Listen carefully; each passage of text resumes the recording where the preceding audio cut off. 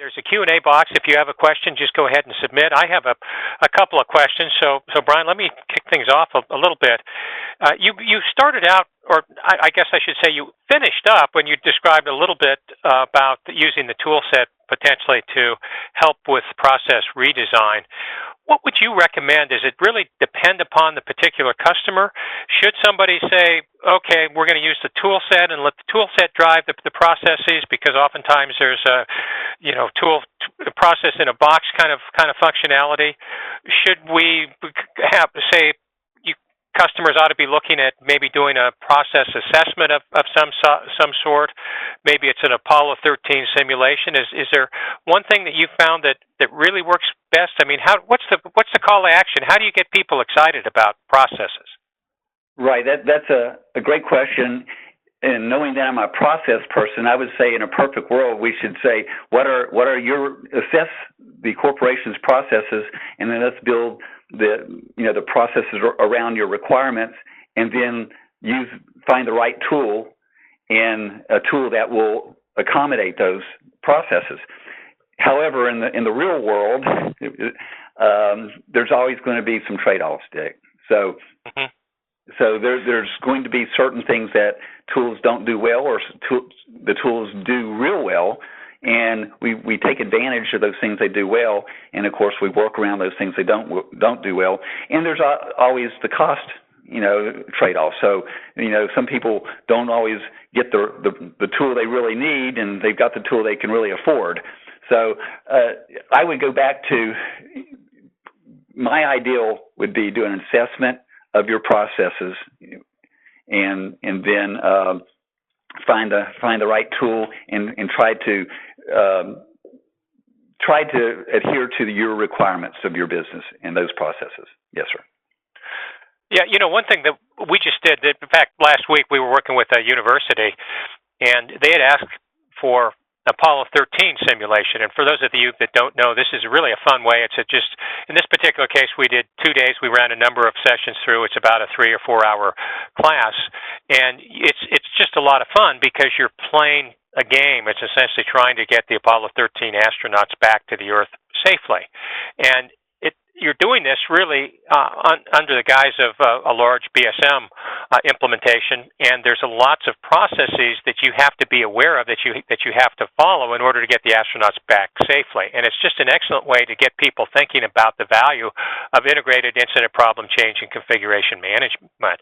And after we did the class, the university people said, hey, we were just thrilled because, oftentimes we'll think about doing an assessment, and sometimes, you spend money, you do an assessment, you get a very nice report and maybe a PowerPoint that goes along with that, and then nobody does anything.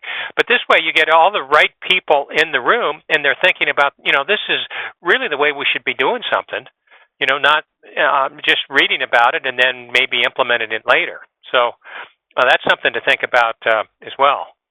Well, let's move on. Brian, you had listed incident request, change and release as sort of the top 4 processes that you would start with, and then you had mentioned that change is something that you really enjoyed because you thought that there was a lot of value typically in change done right. Is that the case? I mean, you've certainly got a lot of experience. Is there any other thing that you could point to that would provide something? Or some organizations, some real value? I mean, is there, some low-hanging fruit that somebody can, say, hey, this is what I want to do, and, have a quick win, and then go off and do something else? That's a good. I would say that release management has a lot more value than people think, and release management is often, I won't say maligned, but it's overlooked. And so I think there's working your development life cycle, and a lot of people have an SDLC or they're following Agile or whatever, and they're kind of tracking that. But having a ticketing system where we can go to one place, we can see every task that's needed, or every request, I'll call it a release request that comes in, and we can see which ones are attributable to which releases, and which ones are standalone, and we have one place to look at this. I think is something it's easy to stand up. It's not something that takes months it probably doesn't even take too many weeks to get that stood up in most of your environments out there. So a small, medium business can see value in release management. And then configuration management, of course, is a place where it takes a little bit more effort, but now you can, before you make that change in change management, you can say, what are the ramifications of the change? So you can find the relationships upstream and downstream from because now you can say, I'm making a change to this CI, this configurable item. We're changing the configuration of the database. Well, what applications are impacted by that? So it makes it much more easy in change management to see the ramifications of your change. And also on the problem management side, when we're finding the root cause, we can say, well, the symptom is in this CI, but it hasn't changed. Nothing's changed. So we can see what other things that's related to that CI that have changed. So I would say configuration management, release management, both have, and that's why those are in some of my top tiered processes, Dick, because there's a lot of return on value, return on investment for those processes. Okay, you had mentioned release, and when I first asked the question, release, I guess, kind of jumped out to you. When I think of release, I think, is that something like, okay, we're going to update to Windows 8 now, and so you've carefully planned this thing and you use the tool, or is it maybe we have this internal application that we just upgraded, we have a bunch of developers that now have a new release, and maybe it's an internal CRM application or something like that. I guess it can be used in both those examples. Is that right? Well, yes and no.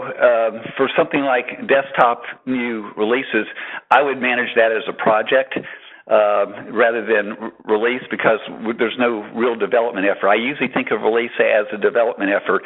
It doesn't have to be an in-house application, though. There's a lot of applications that are out-of-the-box applications, such as SAP and Oracle, eBusiness Suite, and others that have a lot of customization around them. And those things are, matter of fact, I've done a number of SAP release management systems, Dick, and it works really well, because now we can say what are all the enhancements we're putting in, and what are internal customizations we're doing, so we can manage all that in a tool such as Footprints or RemedyForce. Okay. Let me ask another question, and this has to do with user adoption. And oftentimes, the best laid plans, you have all these nice processes laid out, and you say, hey, this is the way to do things, and then maybe you forget that the users may not readily stand in line or sign up for these new processes, and you kind of get stuck because nobody wants to participate. Do you have any examples where that's come up, and if that has come up, what have organizations done to sort of combat that? Yeah, that is a real world phenomenon, I guess. Okay, we have big expectations for this process we're going to roll out, and then it's like, well, nobody wants to use it. This comes down to one of the things that I mentioned up front, and that's executive sponsorship of ITIL. Okay, so if the CIO says this is the way we're going to do it, then everybody in the IT department at least should be on board to do this. And not a lot of these processes are internal IT processes. So having that not only support but enthusiasm from the top certainly helps. The other is marketing.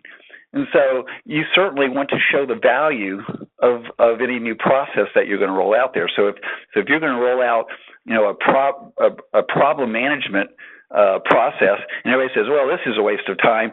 Well, the first thing, you don't just roll it out there without some marketing. You say, here's how easy it is to use, and here's how it's going to save you time, and here's the value of it. So selling the value of these processes, and then certainly having executive support are two things that should not let you fall into that trap. If you do fall in the trap, then you get out of it by, kind of clawing your way out by now, after the fact, showing value and mandating from the top down. But you should start. You start the other way around, Dick. You should start with support and value. Okay, and We have one final question here, and it says this on training. What approaches do you recommend for getting all stakeholders, mainly the IT staff, educated on ITIL processes, specifically the terminology, incident versus service request versus RFC, how they relate? Yeah, foundation certification is the base certification that individuals can get in ITIL. I highly recommend it. It's I think it's something like a 3-day class. Of course, there's the Apollo 13 simulation. If you want to go, dig into processes. There's a lot of other certifications above that, but our consultants are actually pretty good if they come in to do a design, help design these processes, of also doing a lot of knowledge transfer on how ITIL works. But I would start with a foundation certification for certainly all the managers and even an SMB.